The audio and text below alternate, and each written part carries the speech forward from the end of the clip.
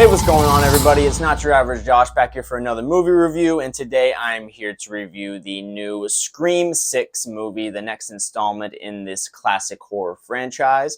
But before I get into my movie review, I do want to say hit that like button, leave a comment. I appreciate any support I can get. I appreciate hearing all the feedback as well. If this is your first time watching any of my videos, hit that subscribe button as well. You can follow me on TikTok. You can add me on Snapchat, where I will post content similar to this. But for the most part, my content will be here on this YouTube channel, Not Your Average Josh. So again, I appreciate all the support I do get. But let's get into this movie review of Scream 6. In the next installment in this franchise, the survivors of the Ghostface killings leave Woodsboro behind and start a fresh chapter in New York City where a new killer emerges donning the Ghostface apparel. Now, my appreciation for the Scream franchise has always been in the middle, I guess you'll say. You have those people that really love this franchise, put it above all other in terms of in the slasher genre. For me, I've always liked every Scream movie that has come out. I'm just more biased to the Halloween franchise in terms of slasher movies. I grew up on that more than anything, I guess I'll say, compared to other ones like Nightmare on Elm Street, Friday the 13th, and of course Scream. Having said that, I will say that I believe, especially after this movie coming out, that the Scream franchise is the most consistent, I believe, in terms of all the slasher, or the main slasher genre movies. Of those movies, I think Scream has just been the most consistent from the beginning. You go back to the first three movies, I think those are still, to me, my favorite of this franchise. This movie having come out, I'll just go ahead and say it, I think it is definitely better than 5 for me, but I really do need to go back and see 4 again. Haven't seen that in a while. That actually might end up being better than 6, but the bottom line is I don't think there is a bad movie in this franchise yet. Of these 6 movies, whatever your worst one is, I don't think, at least in my opinion, that any of them is a bad made product. They're all really good. They all stay true to what this franchise is, what it was from the beginning, and I think that ends up being a problem with some other franchises. The Halloween franchise, of course, having a few bad ones amongst the bunch. Evil dies tonight! Evil dies tonight! All right, evil dies tonight! Evil dies tonight! What they've done with this franchise has always been very consistent. So coming into this movie, I was starting to really have a level of excitement with this. Upon the first announcement of it coming out so soon compared to the last movie, really only being about a year since the last movie came out, and I didn't know any of the behind the scenes stuff, so this is just a regular ass audience member just seeing that the movie was coming out so soon. I was a little concerned, did they rush this? But having seen this movie, I think they did a very good job, especially with New York, that obviously being a huge topic of the conversation, the main topic. I believe actually going into this movie, once that was presented and you saw the first trailers of this movie taking place in New York, of course, what comes to mind for everybody that's a horror fan is Jason Takes Manhattan. And I think that's what everyone was worried about going into this. Was it going to be another scenario like that? And thank God it wasn't. At least I didn't think so. I thought this movie was much like a lot of the other Scream movies. Just done very well. There are times throughout this movie where you're going to have moments where you're going to have to really suspend your disbelief, or they're really asking you to a lot. And that's going to be the line where I think not just horror fans, but any movie fan is going to have to decide whether or not they're going to cross or not. Is this ridiculous enough to where I can't go on in the believability of this, or are you just going to completely just suspend all disbelief and say, you know what, this is a Scream movie, this is what it is. There is a moment in this movie, I'm not going to necessarily spoil too much, even though this review is coming out a little bit later than normal, but I will say there is a reveal though that happens where it's a classic Scream reveal where there was never anything necessarily presented to show you that this is what it is. So the movie's just saying, hey, this is what it is, so just buy it now. And again, they're just going to be, I think that's really going to be the biggest debate in this movie, whether or not you rank it higher on your Scream list. But just from the beginning of this movie, it really goes right back into the main group that you were following in the last movie. You have this group that's now being called the Core 4, which I do really like. The name actually really stuck with me, honestly. It was a little cheesy at first when they first presented it in this movie, but it actually really stuck with me. The 4 core being, of course, Jenna Ortega playing her character, Tara Carpenter, and of course you have her sister back as well, Melissa Barrera as Sam Carpenter. You have the twin brother and sister combo of Jasmine Savoy Brown as Mindy Meeks Martin and Mason Gooding as Chad Meeks Martin. Just in terms of this core 4, they won me over in this movie, I will say. They were good enough in the last movie. Of course, you had different characters, the different aspects that were involved in the last movie. Fucking Huey from The Boys. I would probably leave. Okay, I'm trying to be nice. Get the fuck out. Jack Quaid, of course, was involved, and a couple others. But I thought their bond in this movie that they build, you really feel like they've been through killings together before, and that you really feel what they're going through in this movie as well. And I just really honestly bought onto the characters more in this. I really did enjoy Jasmine Savoy Brown as Mindy Meeks Martin. She more or less did play that Randy character. Of course, they are related to Randy. I honestly forgot until they mentioned it in this movie again. And so it does make a lot of sense in that way. And she was just very entertaining. Of course, they go into the whole meta side. She has her little speech where she's talking about why each character from movies past is potentially a suspect. And so that was a lot of fun to be had. I really enjoyed all that little banter. And then Mason Gooding as Chad Meeks Martin, I thought was really good in this as well. Someone that was just kind of lukewarm on. He was cool in the last one, but I thought he had some funny lines in this. And the relationship he builds with Jenna Ortega in this, I thought was very much earned, and I really did buy into just the group aspect here. Jenna Ortega and her sister, their little dynamic. They had their personal conflict where you have Jenna Ortega trying to be her own person and move on from what happened in the past, moving to this college in New York where they're all in the same dorm, more or less.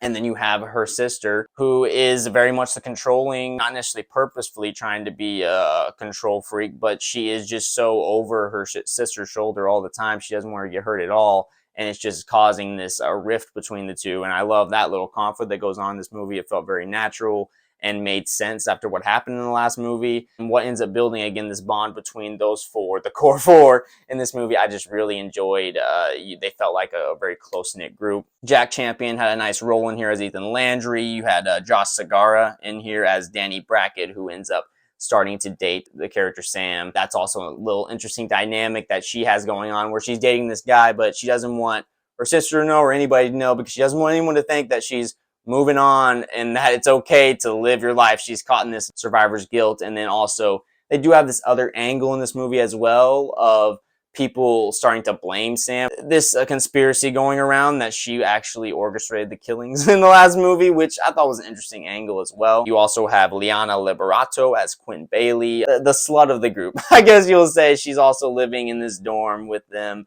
and she's just known as the girl that's kind of sleeping around and stuff, but she's also the daughter of the police chief or captain. I'm not sure which one it is that is in this movie, and that is played by Dermot Mulroney as Detective Bailey. He has some funny lines in this movie. Like, me and my friend went to see this, and there was a few, like, cheesy, over-the-top, like, classic, like, purposefully put lines in this movie that just had me laughing. It felt like an early 2000s or 90s movie for sure. He was so entertaining throughout this movie, just some of the lines he has. Good job, my man.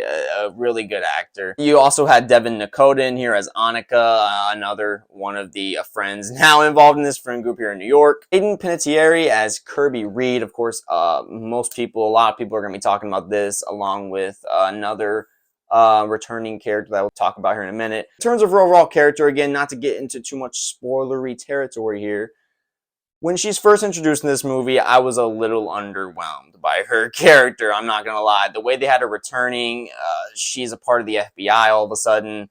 And of course, if you remember from Scream 4, they make it seem like she was killed and that she's dead. And they just kind of have her pop back up and that she's in the FBI now. I was a little lukewarm on her character. But I will say, where they ended up going with her character, I was more on board with her by the end of this movie. And I actually really appreciated her involvement in this movie.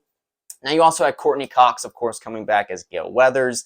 And hers was definitely more that started a little bit lukewarm, mediocre, and then kind of finished that way. Like, I appreciate her being involved in this movie, but honestly, I do not agree with the direction they took her character in this movie. She's brought in, and she's just this reporter again. She decides to become this reporter again in New York and is reporting on the killings that are happening. Tara and Sam get brought in to the police station for questioning after the killings first start. Of course, they're suspects, and also they want to protect them.